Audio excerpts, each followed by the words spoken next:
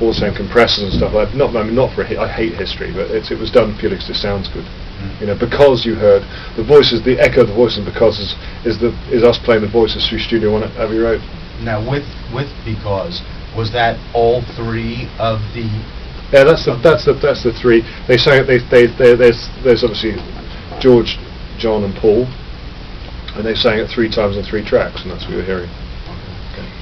I have a question. You go in to start this project, and you have everything in the world to work with.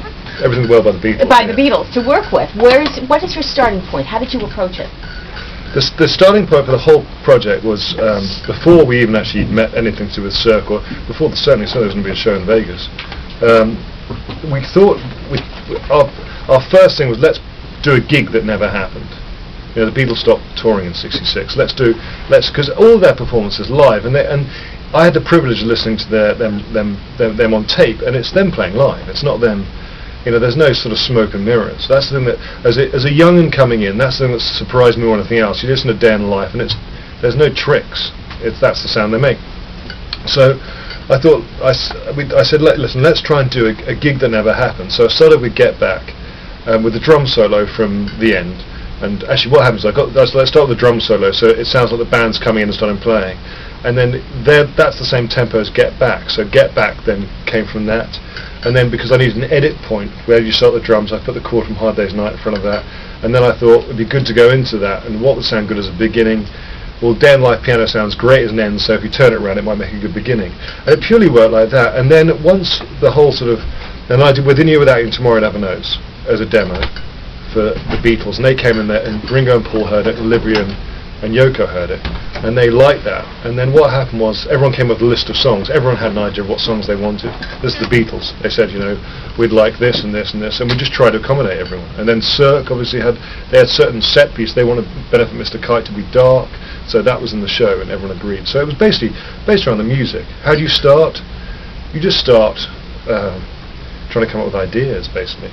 And it was either led by music or led by people's requests, or.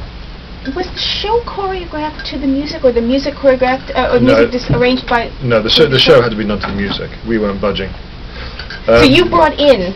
Yeah, I mean, it's a collaborative process, and you have huge arguments over these things, but we could always win because we press play. You know, it's like So to be honest with you, he would Dominic, who's a really good mate of mine. He's the director of the show, and we worked together for 3 years on this. So it's not like. You know, we still talk. You know, we were together last 2 nights ago having dinner, and we still argue. It's fantastic. But the thing is, like he would say, and it's that great desire. It's not. There had to be a reason why we did this. It can't be like let the boy have a go in the studio. That'd be a very bad thing to do. And so it would come from Strawberry Fields. What you heard with Strawberry Fields, you heard the very first version he did at home, or which Yoko brought in, finishing with the studio and then going through all the different versions together. And then I went a bit mad at the end, and there was a whole lot of stuff going on with the drums. But Dominic said to me, I'd love to get across the idea of them being creative and jamming. And so you talk about these things, and you go, oh, how are we going to do this? And so it kind of works in a way. It kind of works in that way. You think, okay, I'll try and combine the different takes and make it grow. And so it worked like that. It was like it was a process of trying everything, and we had a long time. You know, we did 3 years, and on and off. It's a long time. We made a lot of really, really bad sounding records in the meantime. But it's important to it's a Beatles thing, and the whole whether it's a show or an album, it's still a Beatles thing, and they had to drive. They had to be the driving. The music had to be the driving force. Yeah. Giles, congratulations on a stunning achievement. Oh, thank you very much. Album. Speaking of Strawberry Fields, no doubt there was some reminiscing going on in the studio. With my dad. Yeah. Please tell me he didn't have to vary speed everything again into the key of B. No, interesting. And so what happened was, I'd done Kite was a challenge because actually this again it came from Dominic wanted Kite to be dark, being Mr. Kite to be dark. He wanted it to go mad.